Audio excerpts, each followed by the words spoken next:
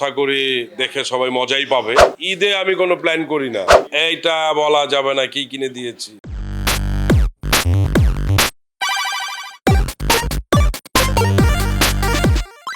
Experience তো খুব ভালো আগের থেকেই, কারণ আমরা তো সিজন 5 করতেছি।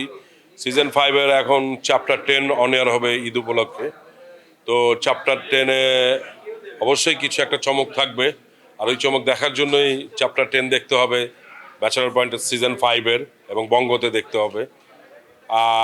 আশা করি দেখে সবাই মজাই পাবে, কারণ যেই জিনিসটা বানানো হয়েছে, যেভাবে বানানো হয়েছে, নতুন যে চমকগুলো দেওয়া আছে, ভাল লাগবে সবাই।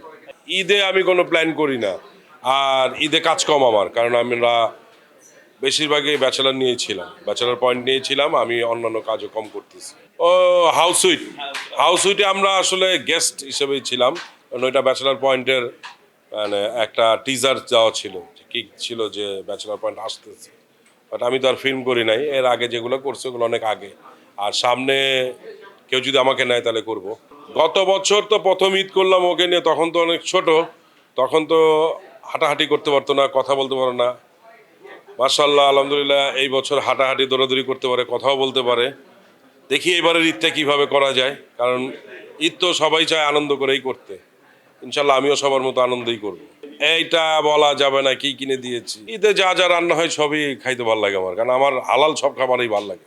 ভক্তদেরকে কি ঈদ মোবারক, সবাই ভালো থাকবেন, সবাই ঈদের আনন্দে আনন্দিত হবেন।